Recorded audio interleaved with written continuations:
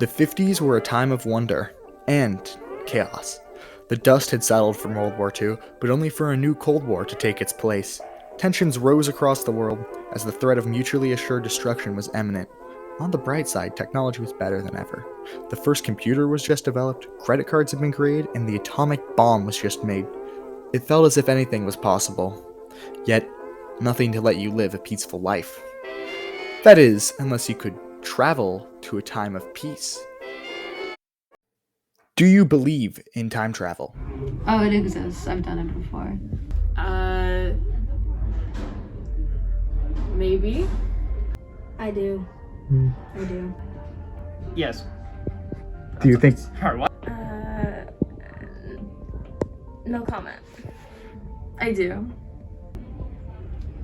Sure. Yes. No. Yes. Yes. If a time traveler were amidst our ranks, they would be well versed in history, among other things. But somebody would notice, right? I mean, they'd act so differently. We've never had anyone notice. Until now. Probably. I feel like Alex is not of this time, if you understand me. His mannerisms, his way of thinking, his way of speaking, all are completely alien and unrecognizable to me. So I have to just assume that Alex is in fact a time traveler who has come from the past or possibly far in the future to come communicate with everyone around us just for some special reason. I'd say early 30s, maybe like early 40s, around that area. You got the really, the 50s attitude. Alexander Dvorak. I would say, he looks pretty young. He looks pretty young, but he does know a lot of history. So I would say he was born in like 300 AD. But like he stays young. He keeps fit and boom. Boom indeed.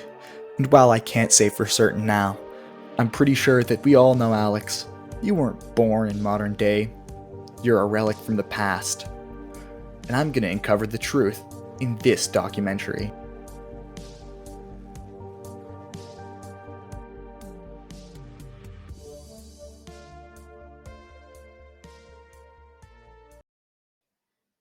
Before you can understand why is Alex and how is Alex, you must understand who is Alex.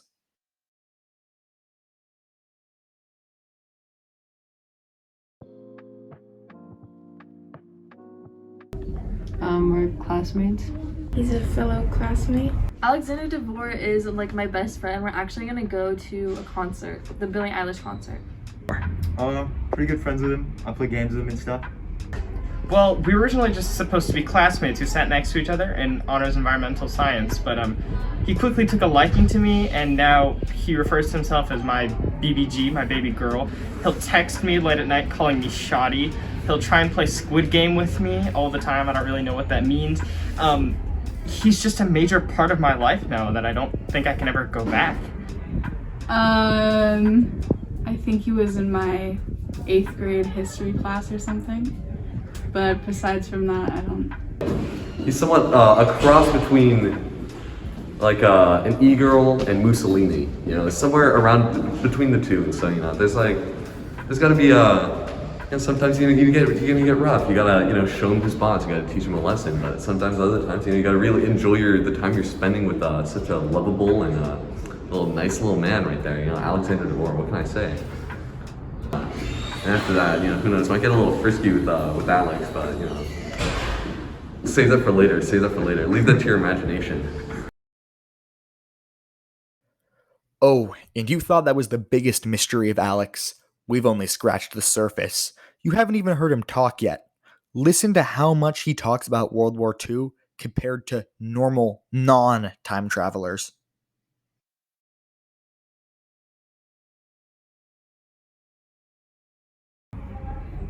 The good party and the bad party. All right. Yeah. Actually, I have no idea. The Latvians? I'm telling you, I don't know. The Allies. Well,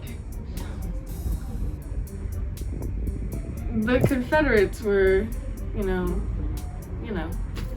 In World War One, it was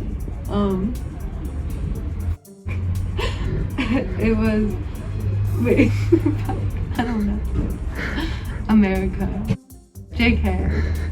Yeah, wait, oh yeah. No, America. And like all our allies.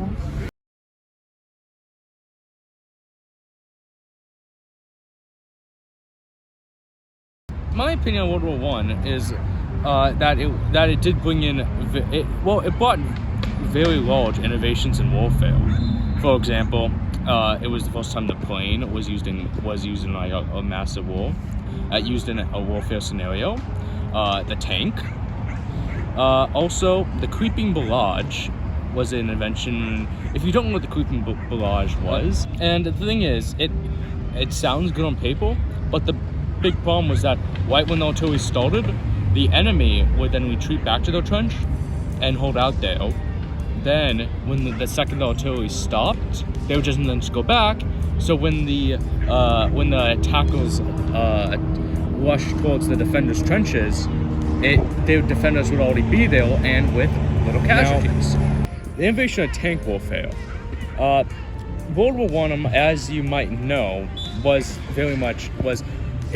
where like 10,000 people would die to take like a mile.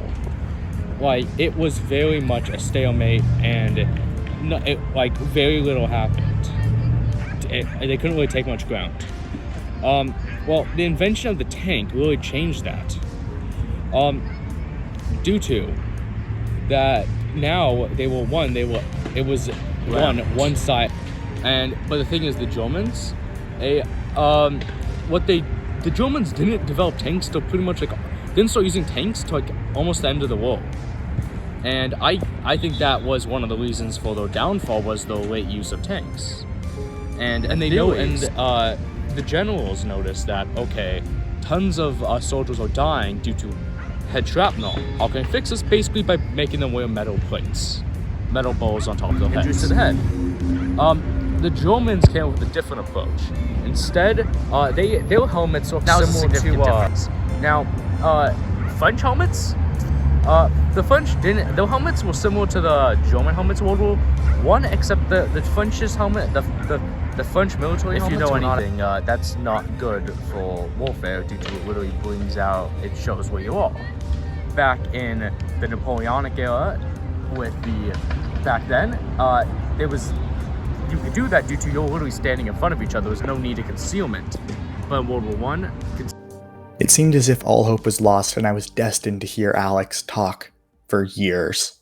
But Alex slipped up. now the US is currently #1.